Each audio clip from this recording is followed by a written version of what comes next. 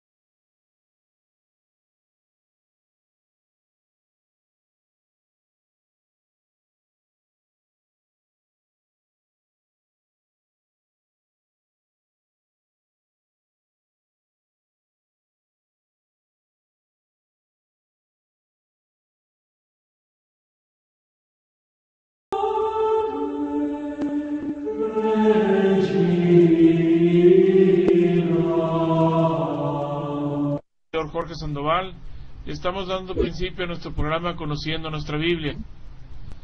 Quiero decirles que estamos con ustedes en el Messenger. Nuestra dirección es radio.felatina@hotmail.com para cualquier cosa que quieran comunicarse con nosotros. Queridos hermanos, los dejo con Miguel Carreras para dar inicio al programa. Adelante, Miguel. Gracias, Jorge. Hermanos queridos, buenas noches acá en Argentina, buenas tardes todavía en México, y distintos horarios en diferentes países latinoamericanos. A todos ellos llegamos, nuestros hermanos latinoamericanos realmente, que siempre están atentos a estos programas y a estas emisoras cristianas, donde la preocupación puntual nuestra, en este caso, es difundir la palabra de nuestro Dios. Tenemos que conocer un poquito más la palabra. Por eso el programa nuestro espacio se llama Conociendo Nuestra Biblia. Y la vamos conociendo de a poco, como decimos siempre, y hoy vamos a terminar con los libros históricos llamados canónicos. El último de los cuales es el libro de Nehemías. Ya estuvimos conversando acerca de este libro el martes anterior. Después viene, y usted lo va a ver en su Biblia, por ejemplo, después del libro de Nehemías, viene el libro de Tobías. Es una historia muy atractiva, muy significante, que la vamos a analizar naturalmente, como corresponde, y sobre todo tratando de penetrar la intencionalidad desde la cual fue hecho este relato, ¿no es cierto?, el relato de Tobías. Después vamos a ver el libro de Judith, y después el libro de Esther. El libro de Esther pertenece al canon, al primer canon. El de Judith y el de Tobías son dos libros deuterocanónicos. Y después vamos a ver los dos libros de los Macabeos, libros de carácter histórico también. Vamos a pensar todavía si vamos a desarrollar Macabeos antes de Tobías, Judith y Esther, o si no, vamos a ver si conviene más seguir el orden que se sigue en las Biblias, en las versiones bíblicas. De todas maneras, todo es necesario, todo es finalmente útil y sumamente rico para nuestra edificación espiritual. De todos ellos tenemos que tener buen conocimiento, y de todos ellos, esto tengamos en cuenta, hermanos, tengamos en cuenta, porque muchas veces la situación, las circunstancias nos pueden obligar a dar razón de nuestra fe. Y si usted no puede explicar a una persona que no conoce o que no cree en qué cree usted, entonces finalmente es muy frágil su testimonio. Si bien la conducta es desde ya la prioridad mayor, como lo indicó nuestro Señor, evidentemente si usted no sabe en lo que cree, si usted no conoce, ¿cómo va a creer lo que no conoce? Entonces es necesario que conozca la Biblia, y cuanto más la conozca, mejor. ¿Se da cuenta? Porque la fe, hermanos, como dice San Pablo, lo dice San Pablo esto, la fe es por el oír de la palabra. ¿Se da cuenta? Ahora, si usted no oye la palabra, si ninguno le explica la palabra, entonces su fe, ¿en qué está sustentada? ¿En el oír de la palabra o en una creencia más que en una fe?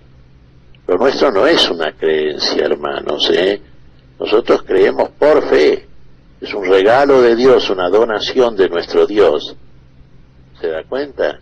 Y a partir de ahí, a partir de la palabra, del oír y creer la palabra que hemos oído, en nosotros se instala la fe, que es una virtud teologal infusa, procede de la sabiduría superior. Usted esto no lo va a encontrar en ningún libro seglar, lo tiene que encontrar en la Biblia, no hay otro documento.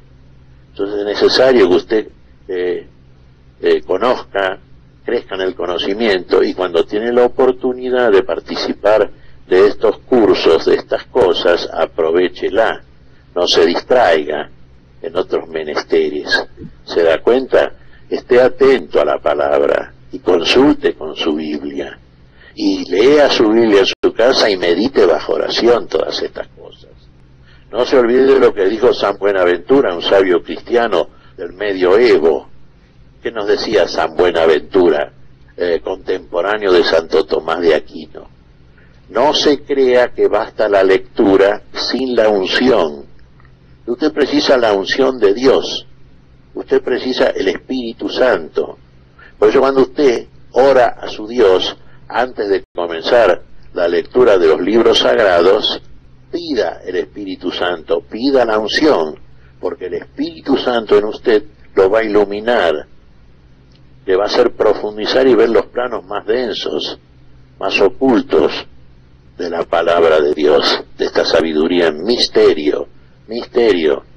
No se olvide lo que leímos en Daniel cuando analizamos la profecía de Daniel en Babilonia, y cuando Daniel le explicaba a Nabucodonosor en qué consistía el sueño que había tenido, cuál era la explicación del sueño profético naturalmente. Entonces, ¿qué le decía Daniel? Sí, hay misterios, pero hay un Dios en los cielos que revela los misterios. Hay un Dios en los cielos que revela los misterios. Y los misterios son los contenidos en esta palabra, misterios de la vida naturalmente. Por eso usted pida en oración y pida la unción, que es imprescindible para hacer una lectura y y para tener una comprensión correcta de estas cosas. Ya los vemos ahí, hermanos, que están los cortados en comunión, en la mesa de la palabra, como Dios nos quiere, comunión y comunión en el amor, que todos participemos y que estemos todos unidos en un mismo espíritu. Hay un solo espíritu, hay un solo Señor y hay un solo Dios. Y nosotros estamos entonces bajo la protección, en seguridad, con ese Dios que nos ama, que nos quiere, que nos protege, que nos sustenta, que es nuestra fortaleza, que restaura en nosotros todas las cosas. En Cristo Jesús Dios restaura toda la persona humana. Todo lo que nosotros, hermanos, está caído, todo lo que está casi reducido a escombros, a polvo, eso que quedó realmente encorvado, esa voluntad encorvada que quedó después de la caída del primer hombre, que dejó como herencia a su progenie esa lamentable imagen, que ya está desemejada con Dios. Hay que recuperar la semejanza para poder ser verdaderamente imagen del Dios vivo y verdadero. Entonces hay que pasar a recuperar todas las cosas, hermanos, Hay que trabajar y mucho. Y en ese sentido, el que trabaja en nosotros es el mismo Dios que trabajó para restaurar todas las cosas en su pueblo elegido. En este caso, como estamos considerando en el libro de Nehemías, en Judá y en Jerusalén, donde estaban los verdaderos tesoros y donde estaba la casa real que se había establecido a partir del pacto que hizo Yahvé Dios con David, el primer rey ungido por Dios. Usted mira, el primero fue Saúl, no David. Sí, es cierto eso, pero el pacto no lo hizo con Saúl, lo hizo con David, y por una razón muy cierta y muy seria. ¿Sabe por qué? Porque David fue obediente, porque David siempre invocó el nombre de Dios. Saúl no lo hizo. Por eso su reinado fue un reinado que Dios no aprobó y que Dios removió. Fíjese, analogue esto usted. Pacto para un reino, sí, efectivamente, lo hace Dios con el hombre. El primer hombre no fue obediente, no invocó el nombre y cayó entonces. Entonces el pacto no lo hizo con el primer Adán, Dios. El pacto, según fe, lo hizo con el segundo Adán, con nuestro Señor Jesucristo. La nueva alianza, ¿se da cuenta? Un pacto para la vida eterna. El primero fracasó. No nos dejó como herencia la vida. Lamentablemente, como herencia nos dejó la muerte. Por eso hubo que después que restaurar todas las cosas. Y bueno, entonces, este es el tema, ¿se da cuenta? Es el tema que estuvimos considerando todos estos días, pero digamos esencialmente el último martes, cuando vimos la preocupación de los judíos ungidos por Dios, de aquellos que verdaderamente se mostraron anuentes obedientes a la voluntad y al Espíritu de Dios. ¿Se acuerda? El caso de Zorobabel, el caso de Josué, el sumo sacerdote, el caso de Esdras, el copista y sacerdote también, el caso de Nehemías, que fue finalmente lo que podíamos llamar, con justa razón, el gobernador en Judá. Fue un gobernador Nehemías. Vamos a ponernos en oración, hermanos. Lo hacemos en el nombre del Padre, del Hijo y del Espíritu Santo. Te damos gracias, Padre Celestial, en el nombre de nuestro Señor Jesucristo. En el nombre santo pedimos perdón por nuestras faltas. Señor, queremos honrar y glorificar tu nombre. Queremos caminar esos caminos nuevos que tú nos has revelado. Queremos pensar según tu pensamiento. Todo aquello que está en tu mente desde el principio y que tú imprimes en cada una de tus criaturas, queremos que nosotros se manifiesten a través de obras concretas. Como testimonio verás de que verdaderamente estás en nosotros restaurando todas las cosas. Te damos gracias, Señor. En tu nombre pedimos bendición, tu Espíritu Santo, para que nos ilumine, para que nos dé la fortaleza, para que restaure en nosotros las cosas caídas. Señor, te pedimos buena salud en la plenitud del ser, en cuerpo, alma y en el Espíritu. En tu nombre santo lo hacemos, Señor Jesús. Por Jesucristo, amén y amén. Y habíamos dicho, hermanos, hay que restaurar todas las cosas, ¿no es cierto? Y haciendo una síntesis de este último libro, de los libros históricos canónicos, hemos repasado, ¿no es cierto?, cuando volvieron los deportados de Babilonia, ¿cierto?, gracias al edicto de Ciro y de Darío, y sobre todo gracias a la bondad de nuestro Dios, naturalmente, ¿no? Volvieron comandados por Zorobabel, que también fue gobernador en un principio, y por Josué. Ellos se encargaron de comenzar a restaurar el templo de Jerusalén. Tuvieron, habíamos visto, enemigos que procedían sobre todo de Tracio-Efratina, que era, y no solamente de ahí, sino también de la misma Judá. Tracio-Efratina era, digamos, el nombre que tenían el territorio de lo que fueron las 10 tribus de Israel, excepto la de Judá y Benjamín, que naturalmente seguían ocupando el territorio de Judá, ¿no es cierto?, con su capital en Jerusalén. Bueno, Tobías y Sanballat eran de Tracio-Efratina y eran lo que no eran israelitas ni judíos tampoco, eran paganos, eran amonitas, ¿no es cierto? Había un árabe también, eran sátrapas, eran representantes del gobierno medo-persa en esta zona que había ocupado el pueblo elegido. También había israelitas, naturalmente, ¿no? Pero se había perdido ya lo que podríamos llamar la pureza de la raza del pueblo elegido. Se habían casado ya en contra de lo preceptado en la ley mosaica, con mujeres de otros pueblos paganos, con mujeres moabitas, amonitas, mujeres procedentes de otros pueblos, de otros países, ¿no es cierto?, que rodeaban a Israel, y todo esto estaba francamente en contra de la voluntad de Dios. Tiene un sentido mayor, ¿no es cierto?, y tantas veces decimos Dios no hace acepción de personas. Sí, claro que no lo hace. Entonces usted me dirá, ¿entonces por qué le prohíbe casarse? Porque hay otra cosa que pertenece precisamente a esto que dijimos al principio, al misterio. Hay un misterio, es un misterio que se revela a través del verdadero pueblo de Dios. Este es en figura, Israel. El verdadero no es en figura, es en una realidad nueva, luminosa, que está manifestada finalmente por el mismo Dios encarnado, la Israel espiritual, ¿no es cierto?, de la cual usted, cristiano, que tiene el Espíritu de Dios, forma parte. Usted es ciudadano de los cielos, ¿se da cuenta? Nuestra ciudadanía está en los cielos.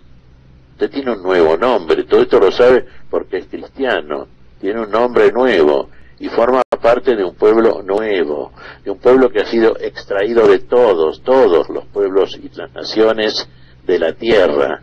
Todos pueden llegar a ser cristianos, todos tienen ese privilegio. ¿Se da cuenta? Privilegio tiene todo aquella criatura que convocada, llamada por Dios, se manifiesta y se muestra digna de la convocatoria.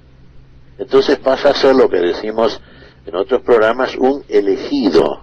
El elegido es digno de la vocación que Dios ha descubierto en él. Este es un elegido, ciudadano de los cielos, forma parte de la Israel espiritual, con su capital en la Jerusalén celestial. ¿Se da cuenta? Esto ya no es figura, esto es la realidad definitiva. Pero mientras tanto, y considerando los libros históricos, vamos siempre primero a la figura.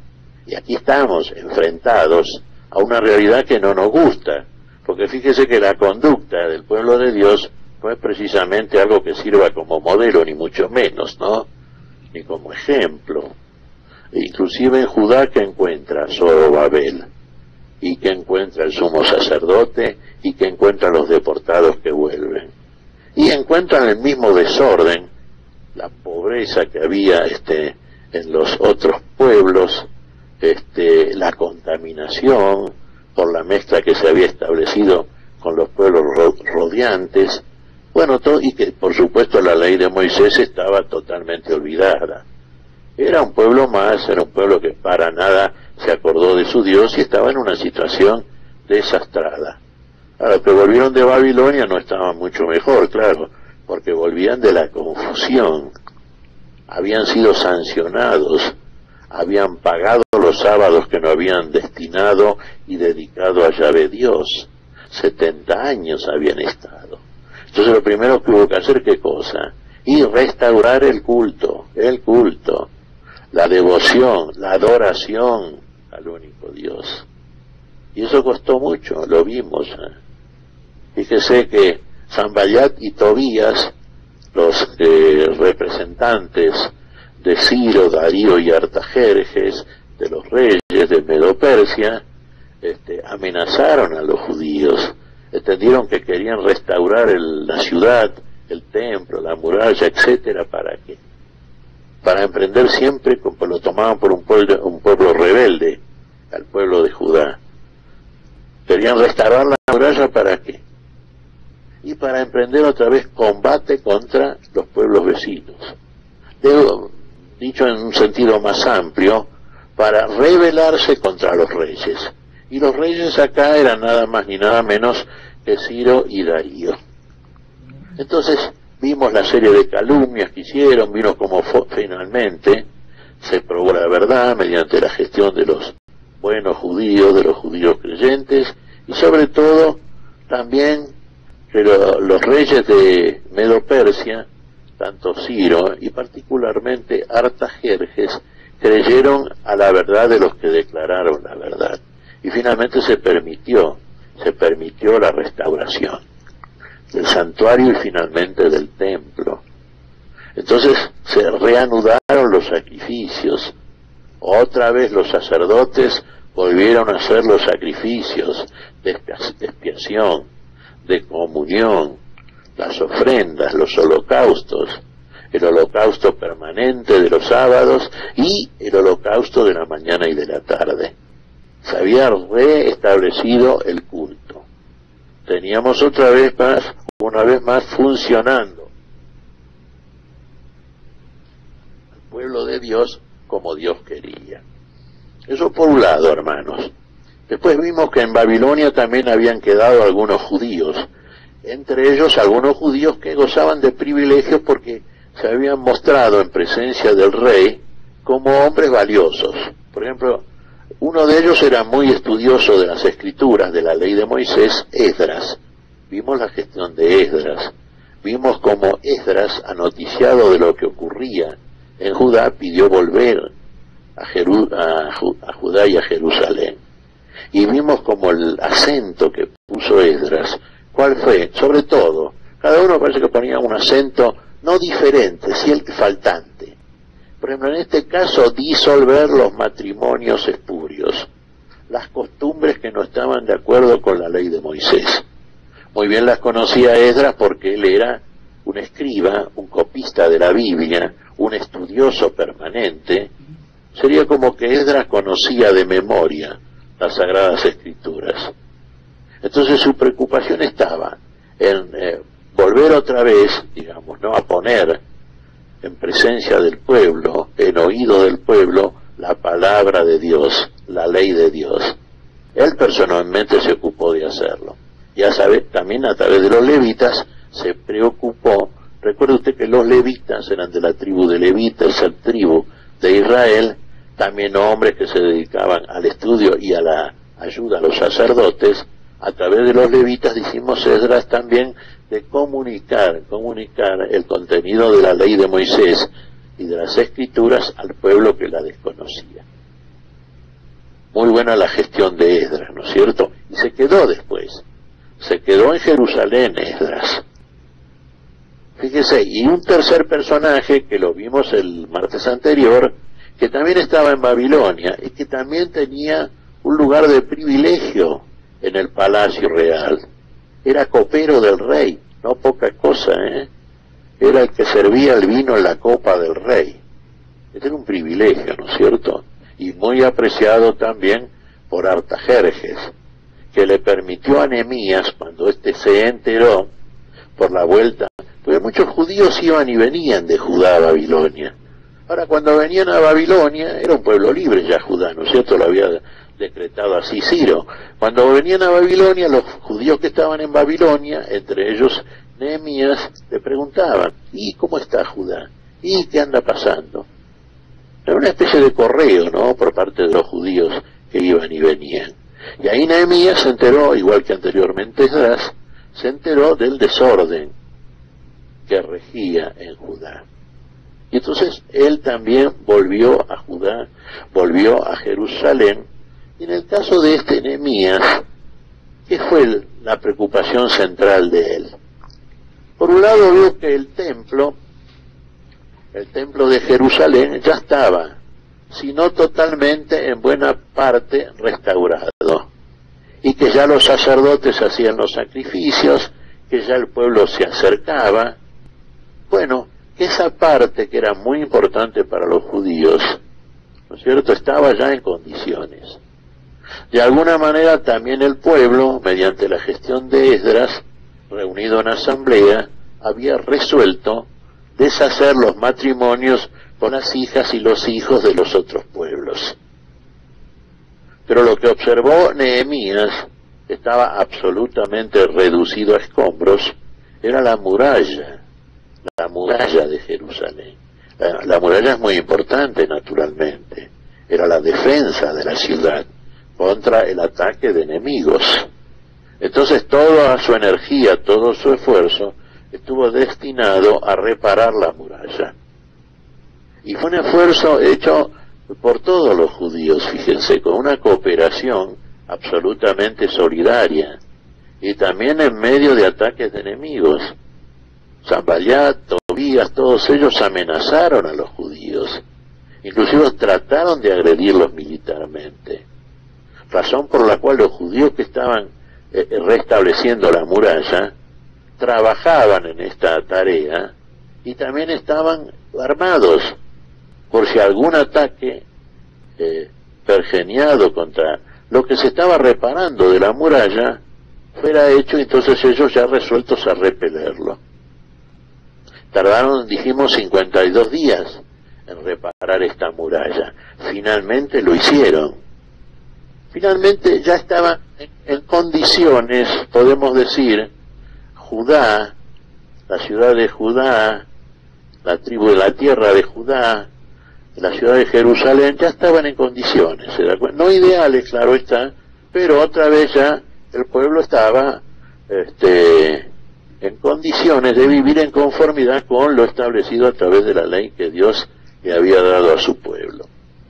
Vimos que cuando terminaron de reparar la muralla, se reunió el pueblo en asamblea, hubo una fiesta realmente, y esto correspondía naturalmente, se hicieron el séptimo mes, ¿no es cierto?, el séptimo mes de Tanín, se hizo una asamblea multitudinaria, todo el pueblo, ¿no es cierto?, de Judá, y muchos judíos que estaban en otras ciudades vecinas, se reunieron, hicieron sacrificios, el sumo sacerdote estuvo presente, los levitas, el copista Esdras leyó en presencia de esta asamblea la ley de Moisés.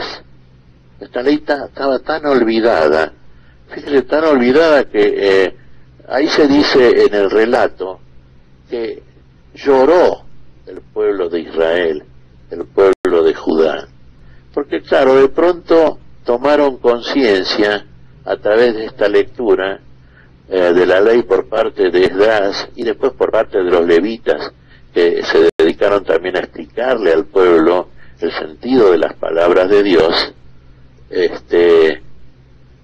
cómo habían pecado contra Dios, cuántas cosas habían violado, ¿no? Cuántas cosas sobre las cuales tenía que manifestarse el arrepentimiento. Hubo confesión de las faltas, hubo sacrificios de expiación, hubo fiesta también, hubo fiesta. Porque ¿qué celebraba aquí Judá? ¿Qué celebraba Israel? Y celebraba la vuelta a los caminos de Dios, impensada por muchos, naturalmente, pero vieron que esta vez Dios se había acordado una vez más de su pueblo. El Dios que ya había advertido que si se separaban, se alejaban de sus caminos, caerían en poder de los enemigos, que lo habían comprobado por la experiencia de cautiverio, ahora veían que si volvían una vez más, como Dios había dicho, a la presencia y a los caminos de Dios, una vez más Dios los recibía. Como el Padre, ¿se da cuenta? Usted, por ejemplo, en el Evangelio, cuando lee la parábola del Hijo Pródigo, ve que el Hijo Pródigo, al igual que Israel, se fue de la casa del Padre, se fue de esos caminos. Ahí estaba en seguridad. ¿A dónde se fue? Se fue a un país lejano, bien lejos, ¿eh? ¿Qué hizo? ¿Recuerda? Gastó toda la herencia. La había recibido porque la pidió anticipadamente, y la gastó de la peor manera. ¿Y cómo se vio al final?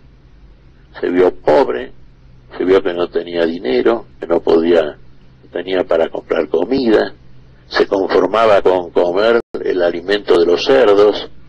Fíjese en qué miseria, la misma miseria que padeció Israel, la misma miseria que padeció Israel desterrado y Judá cautivo, esclavos, siervos, maltratados, tratados según el capricho y el arbitrio de otros pueblos que no conocían a Dios. Al Hijo Pródigo volvió finalmente Israel a su Dios, y el Padre, como de costumbre, está para recibirlos una vez más. Usted me dirá, sí, pero ¿cuántas veces Israel se alejó, después volvió?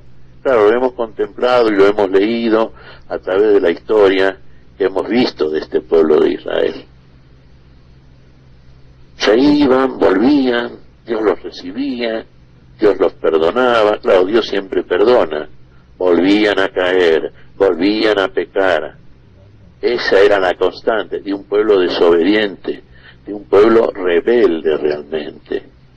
Y ahora pareciera ser, por lo que estamos viendo, que ya esto es definitivo. Ahora ya vuelve Judá y ya vuelve Israel a restablecer el culto, a reconstruir la ciudad, a restaurar el templo y la muralla, otra vez las cosas están como lo había establecido Dios. Claro, ya no era el reino esplendoroso del tiempo de Salomón, no es comparable esto, pero bueno, era como para recomenzar, para volver a empezar. Que hubiera sido muy bueno si el pueblo hubiese seguido los caminos de Dios. Después vamos a ver si lo hizo o no lo hizo. A usted me dirá, no lo hizo, ya lo sabemos. Bueno, sí, no lo hizo. ¿Qué va a hacer? El hombre es así, ¿no? O muchos hombres por lo menos. Pero todo esto, hermanos queridos, nos deja a nosotros una lección poderosa. Porque todo esto lo vemos y lo vivimos nosotros, dijimos, como miembros de la Israel definitiva, no figurativa, la Israel espiritual, ¿cierto? La Israel espiritual. Fíjese, habíamos hecho una especie de comparación entre los dos primeros reyes de Israel, Saúl el primero, David el segundo. Los habíamos comparado con el primer Adán y el segundo Adán, como nos dice San Pablo en la primera carta a los Corintios, ¿no? El primer Adán es de la tierra, el segundo es del cielo. El primero es en cuerpo animal, el segundo es en cuerpo espiritual. Nosotros traemos la imagen del primero, sí, pero tenemos que traer también y definitivamente la imagen del segundo. El primero está desastrado, ¿se da cuenta? El primero es el hombre viejo. El hombre viejo, usted compárelo a Judá y a Jerusalén. ¿Cómo está? Fíjese cómo estaba la ciudad, lo dijimos. Destruida, el templo incendiado, reducido casi a polvo, ¿no? Y cómo estaba la muralla, no existía directamente. ¿Qué es lo que hay que hacer entonces? Bueno, lo mismo que pensaron e hicieron los varones justos que volvieron de Judá y pusieron el empeño en reparar todo.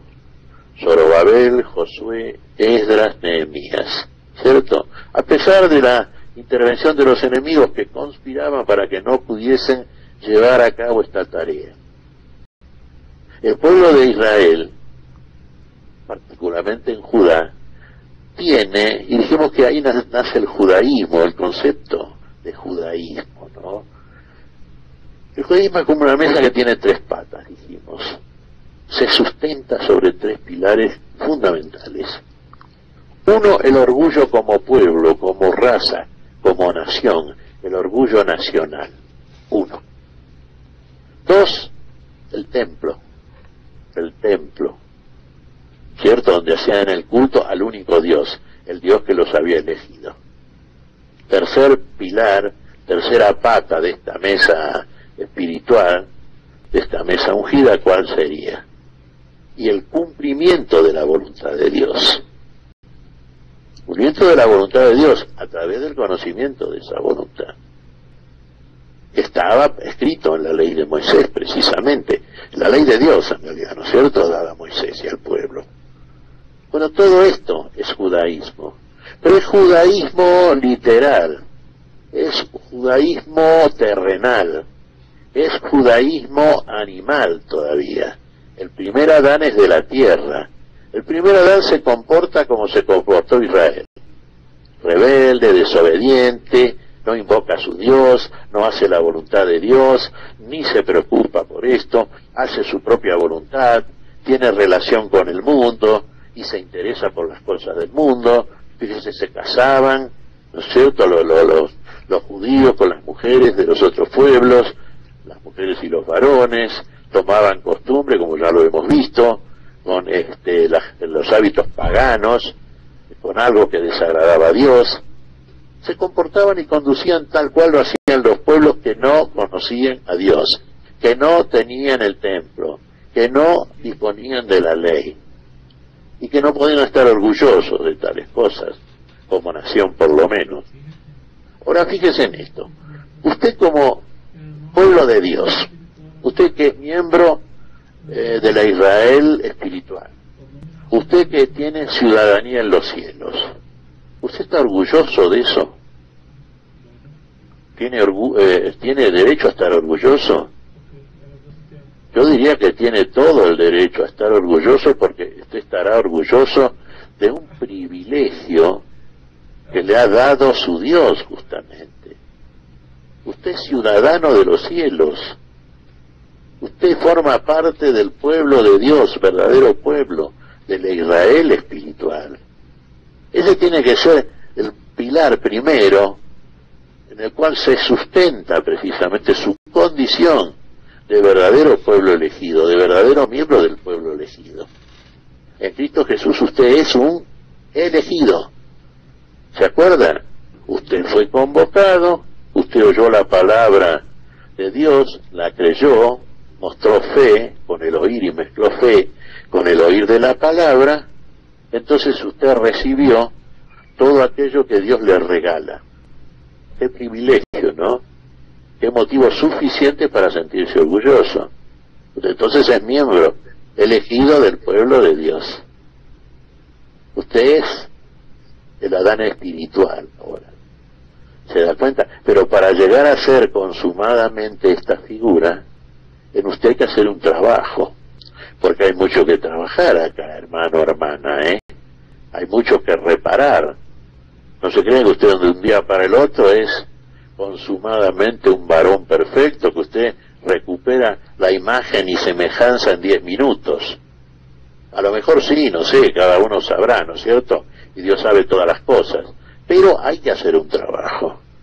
Hay que hacer un trabajo, y para hacer ese trabajo hay que estar en condiciones. Hay que estar en condiciones de poder llevarlo a cabo. Y usted lo va a llevar a cabo si usted tiene fe. Si usted dedica sus energías espirituales a las cosas que Dios quiere para con usted. Fíjense, usted es un templo de Dios. Eso, habíamos dicho el martes anterior, usted es un templo, es una raza escogida, es una nación santa. Usted tiene que realizar sacrificios espirituales aceptos a Dios. Y esos sacrificios hay que hacerlos en el templo de Dios. Y usted es el templo del Espíritu Santo. Y todo el pueblo de Dios, todo el pueblo, con ciudadanía en los cielos, en la tierra, acá abajo no buscamos nosotros ciudad de población, como el ejemplo que nos dejaron los antiguos justos. Todos ellos, si hiciéramos la lista, por supuesto que la lista es larga, ¿no? ¿Por qué ellos buscaban otra cosa? ¿Por qué fueron de lo conocido a lo desconocido? Porque ellos buscaban una ciudad que no era de este mundo. Su ciudadanía era en los cielos, y allá buscaban precisamente la ciudad, su habitación definitiva. Como Abraham, ¿se da cuenta? Salió de Ur de los Caldeos y fue a una tierra que no conocía, pero fue. Dios lo invitó a ir, y él fue. Fue por fe, porque él no conocía todo esto. Fue de lo conocido a lo desconocido. Bueno, ahora nosotros, que somos miembros de esta Israel nueva, de este Israel espiritual, que en realidad, como dice el libro del Apocalipsis, ¿no es cierto?, que somos los verdaderos judíos, fíjese si vamos al caso. Judíos en un sentido amplio, lato, ¿no es cierto? Verdaderamente judíos somos nosotros, los que verdaderamente cumplimos también, ¿no? La ley de Dios, que en definitiva es la ley del amor. Ya queda trascendida también la ley de Moisés, que no perdonaba los pecados, sino que le recordaba al hombre que estaba en pecado, precisamente, fíjese. Por eso los sacrificios de expiación se hacían una vez al año, cuando el sumo sacerdote entraba precisamente para pedir perdón por los pecados propios. El sumo sacerdote era un pecador, y por los pecados del pueblo. La ley de Moisés le recordaba al pueblo de Israel que estaba en pecado delante de Dios, ¿cierto? Bueno, ahora usted también sigue pecando, pero usted tiene perdón de sus faltas, usted ahora va siendo transformado, usted está siendo restaurado. Todo aquello que en usted está caído está siendo levantado y restaurado por la operación transformadora de Dios en Cristo Jesús. Para que la segunda pata de esta mesa espiritual de este judaísmo espiritual, digamos, del cual usted está orgulloso de formar parte, porque tiene derecho a estarlo, porque Dios lo ha privilegiado, ¿no es cierto? La segunda parte tienen condiciones ya. Templo, ¿no es cierto? Razón por la cual usted puede cumplir acabadamente la voluntad de Dios. La voluntad de Dios. Hágase tu voluntad, decimos, y lo llamamos a Yahvé Dios como papá. Es nuestro Padre Dios. Ahora usted lo puede llamar Padre, ¿ve? Ahora en usted se está recuperando la verdadera imagen de Dios. Usted es imagen de Dios. No te hagas imagen de mí, oh oye Israel, de nada que esté arriba en los cielos, ni debajo en la tierra, ni en los abismos. No te hagas imagen, porque usted es la imagen. ¿Se da cuenta? No haga otras imágenes. Usted es la imagen de Dios. A usted, solamente a usted Dios lo hizo a imagen. A ninguna otra criatura Dios hizo a imagen suya. A imagen y semejanza suya. Semejanza que se recupera cuando usted acabadamente cumpla la voluntad de Dios. Cuando usted sea verdaderamente semejante al Dios que lo transforma. Usted es la imagen. Ni siquiera los ángeles se dan cuenta, solamente el hombre. A ninguno le dijo Dios, siéntate a mi diestra. Solamente al hombre, en Cristo Jesús. Ahí tiene, ¿ve? Dios es su baluarte, Dios es su muralla, Dios es su fortaleza, Dios lo protege. Ahora sí Dios a usted lo protege contra todo enemigo, interno y externo. Si verdaderamente usted mantiene su fe, permanece en la fe y vive de acuerdo a la voluntad de Dios expresada a través de la ley del amor, que en definitiva es lo que va a coronar en todas las criaturas y va a consumar acabadamente la imagen y la semejanza. Recuperado el propósito de Dios desde el principio. Dios hizo al hombre para que viva, para que participe de la sabiduría en misterio, para que participe de la vida, para que sea verdaderamente lo que estaba antes de que el mundo fuera en la mente divina. Nosotros ahora, hermanos, estamos terminando este libro de Nehemías, y fíjese cómo nos sirve como figura todo esto. Vamos a leer de Nehemías el último capítulo, ¿no es cierto? El martes que viene vamos entonces a reanudar el estudio de los libros. Vamos ahora a Nehemías, al último capítulo. Adelante vos, Jorge. Bueno, aquí estamos. Vamos a leer este libro de Nehemías, el capítulo número 13. Dice: en aquel tiempo se leyó a oídos del pueblo en el libro de Moisés, y se encontró escrito en él: el amonita y el moabita no entrarán jamás en la asamblea de Dios, porque no recibieron a los israelitas con pan y agua. Tomaron a sueldo contra ellos a Balaam para maldecirles, pero nuestro Dios cambió la maldición en bendición. Así que, en oyendo la ley, se exaltó, se excluyó de Israel a todo extranjero. Antes de esto, el sacerdote Eliasim había sido encargado de los aposentos de la casa de nuestro Dios, como era pariente de Tobías.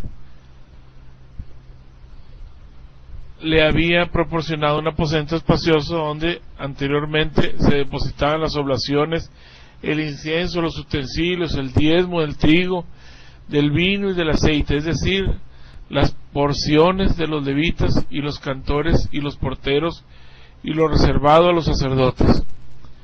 Cuando sucedía esto, ya no estaba en Jerusalén, porque el año 32 de Artajerjes, rey de Babilonia, había ido donde el rey, pero al cabo de algún tiempo el rey me permitió volver.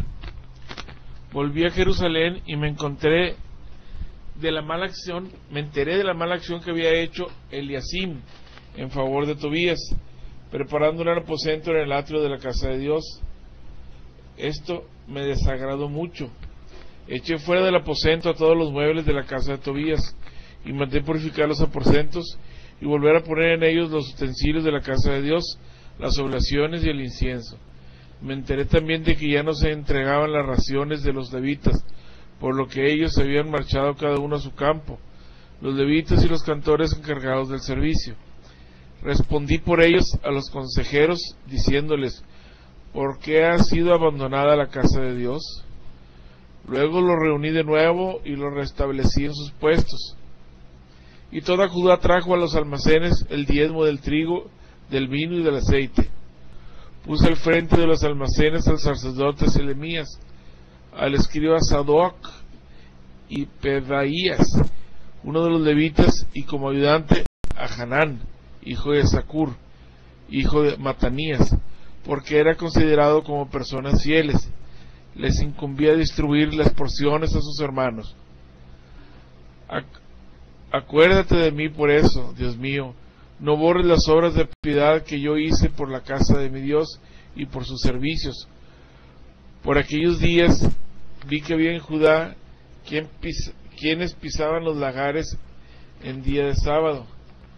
Otros acarreaban los haces de trigo y los cargaban sobre los asnos, y también vino, uva, higos, toda clase de cargas, para traerlos a Jerusalén en día de sábado. Les advertí que no vendiesen sus mercancías.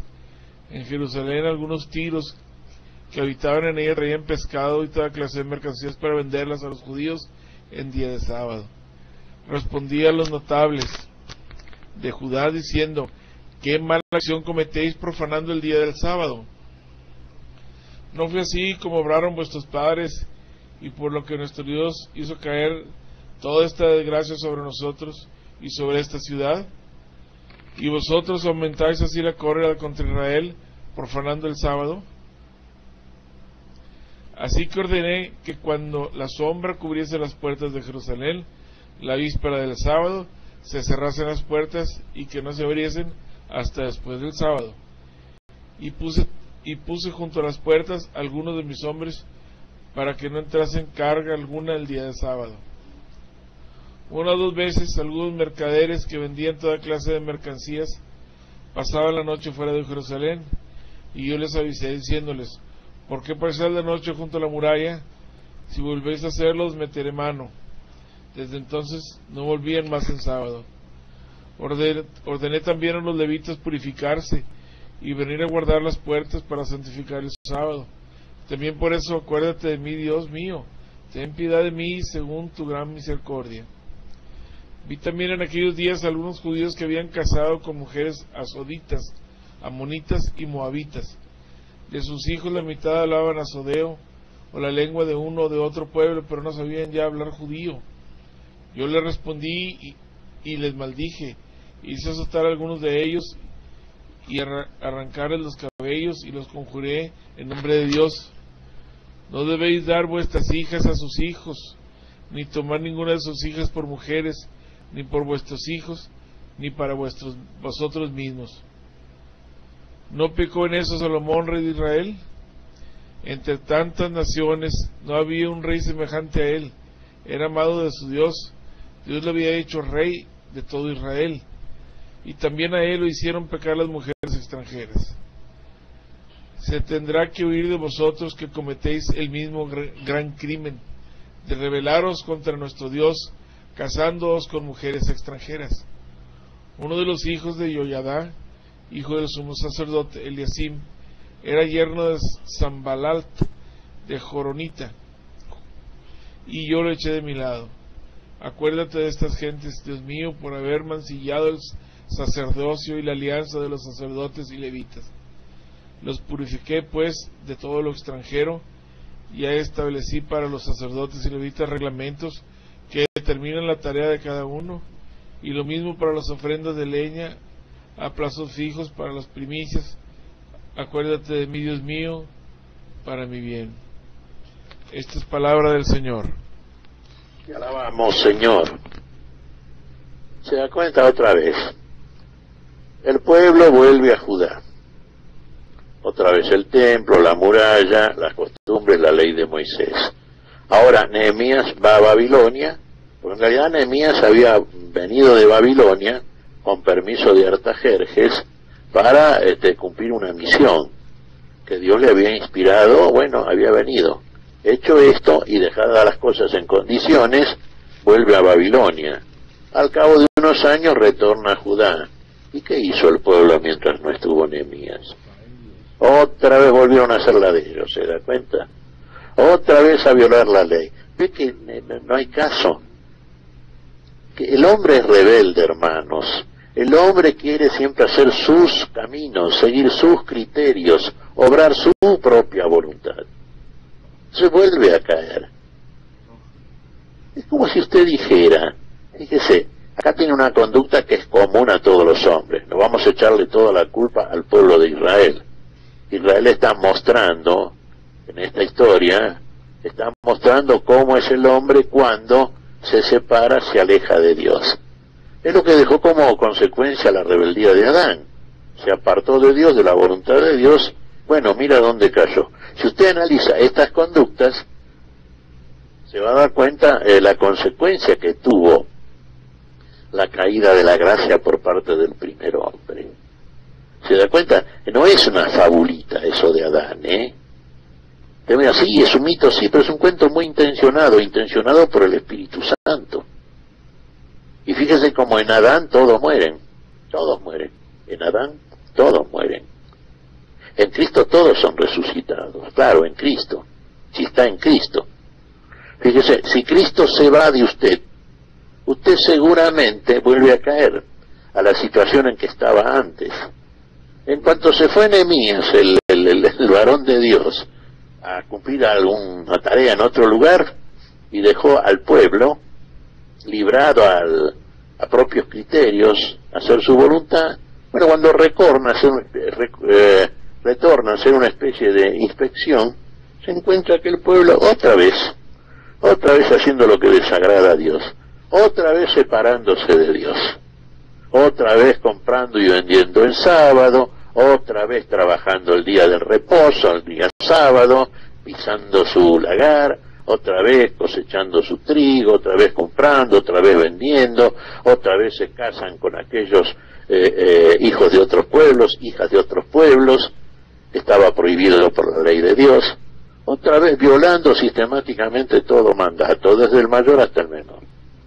Todos los preceptos y normas no se cumplían. El hombre hace su voluntad, hermanos. El hombre que se separa de Dios obra la voluntad propia y esa voluntad lo conduce a la muerte. En Adán todos mueren. Esta Israel en Adán, como le pasó durante el tránsito por el desierto, durante 40 años, no mezcló fe con el oír de la palabra, no creyó, entonces quedó muerta en el desierto, no llegó a la tierra prometida. Esta Israel, por ejemplo, como nación ya instalada en la tierra, cometió multitud de faltas, y por lo tanto, a pesar de que Dios la esperó siempre, la perdonó siempre, y le dio siempre las cosas que eran necesarias para que viviese amparada por la ley de la vida, no cumplió con Dios. El hombre es rebelde, somos rebeldes, hermanos queridos. Por eso la obediencia es virtud cristiana y virtud muy querida por Dios para todos nosotros. Fíjese, tantas lecciones que hemos visto a través de la consideración de estos libros históricos nos han suministrado suficiente cantidad de lecciones para que nuestra vida espiritual se adapte a lo que Dios quiere para el hombre, que en definitiva es que el hombre viva. De todos los cuadros, todas las figuras que hemos considerado, todas las consideraciones que hemos hecho, nos llevan siempre a la misma conclusión, como en este caso este libro de Nehemías también, ¿no? Restaurado el hombre es restaurado por Dios en Cristo Jesús. Y a partir de ahí no se olvide usted, hermano cristiano, hermana cristiana, que el juicio debe comenzar por la casa de Israel, la cual somos nosotros ahora, el pueblo de Dios, la Israel espiritual. Por nosotros empieza el juicio, ¿eh? Usted ya está siendo juzgado, usted ya fue perdonado, usted ya está en la presencia de Dios, usted ya tiene el Espíritu de Dios, usted ya ha sido consagrado por el bautismo, usted ya conoce la voluntad de Dios. ¿Y qué va a hacer ahora? ¿Va a seguir haciendo lo que hacía antes? ¿Su propia voluntad? Bueno, a usted Dios lo está juzgando ahora para no condenarlo después, naturalmente. Lo está juzgando desde el perdón, desde la misericordia.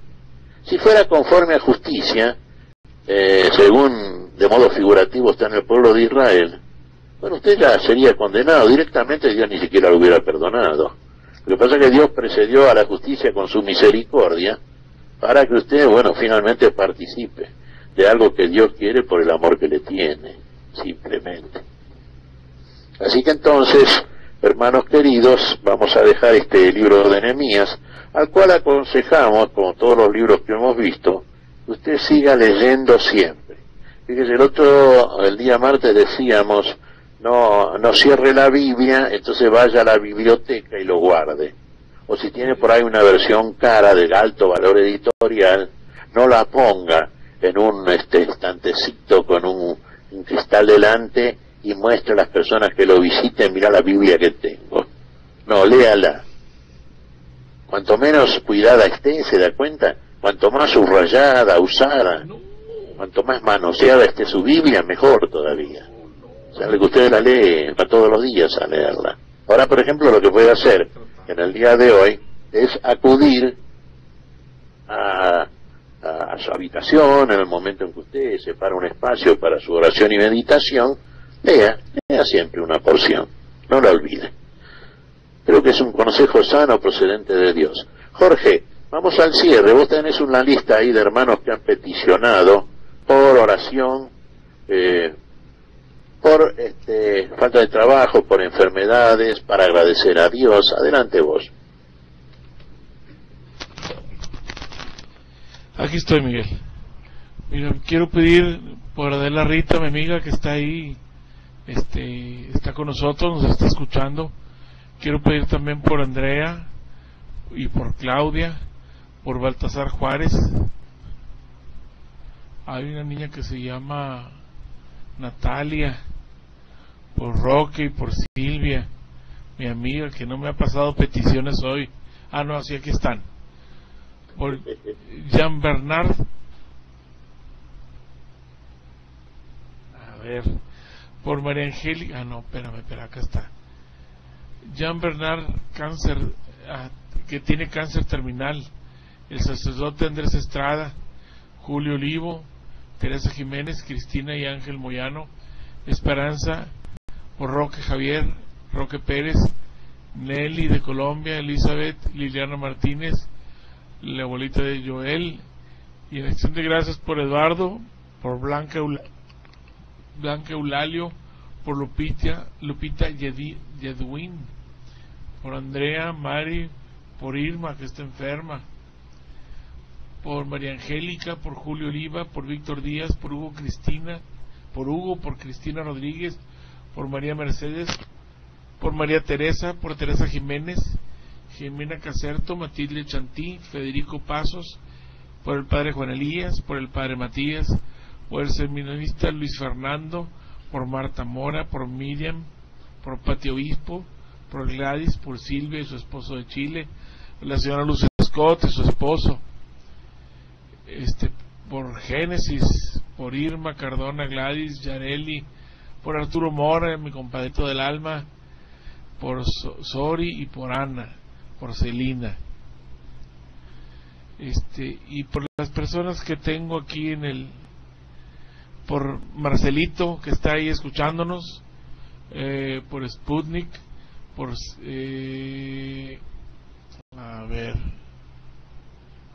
por José Fernández, por Noemí del Carmen, por Juan C., por Gladys, por Andrea Fabiana. A ver,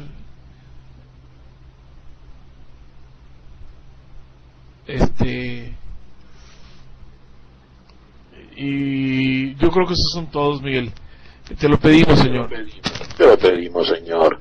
Le pedimos a nuestro Dios, que ya sabemos que los tiene en cuenta, que los va a tocar con su gracia, con su amor inefable, y bueno, siempre confiamos en Él. Por eso le pedimos al único en el cual tenemos fe y confianza.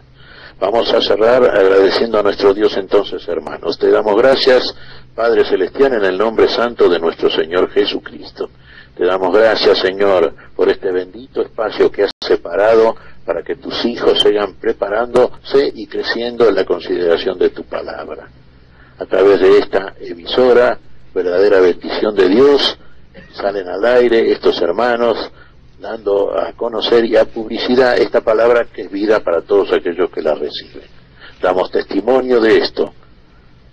Hermanos queridos, la vida, Señor, en nosotros está presente porque tú estás presente.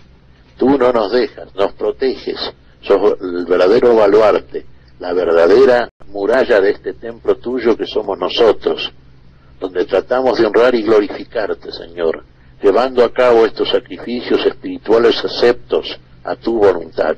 Estamos orgullosos de ser tu pueblo, Señor. Estamos orgullosos de tener el privilegio de participar de tu comunidad, de tu cuerpo, verdadero testimonio en todas las naciones del mundo de que tu presencia santa ha venido para llevarnos a todos a la vida para la cual nos tiene destinada desde el principio. Señor, te pedimos por todos nosotros, por todos los que han estado conectados, sobre todo por los más pobres, te pedimos por todos aquellos que están en situación de calle, aquellos que están enfermos, privados de su libertad, muchos de ellos, aquellos por los que nadie pide. Te pedimos por todos tus ministros, por nuestro Papa Benedicto XVI, por los obispos, por los cardenales, por párrocos, por sacerdotes, diáconos, consagrados, consagradas, monjes y monjas, catequistas, teólogos, laicos comprometidos, por todos los hermanos que en toda la superficie de la tierra llevan y proclaman esta palabra para la vida. En tu nombre santo lo hacemos, Señor, por Jesucristo, y en su nombre, amén, amén y amén. Amén, queridos hermanos. Bueno, yo creo que ya podemos terminar el programa. Los esperamos este domingo en la Sal de la Tierra. Vamos a estar Miguel, Marcelo y yo, con mucho gusto. Ya se están poniendo más interesantes las lecturas, los evangelios. Ya estamos a punto de acabar nuestro año litúrgico, así es que están cordialmente invitados. Y como de costumbre, los invitamos a que sigan escuchándonos Conociendo Nuestra Biblia, martes y jueves, ya saben, a la misma hora. Muchas gracias, queridos amigos, y no me despido. Yo creo que le dejamos la radio a Marcelo para que continúe él. Muchas gracias.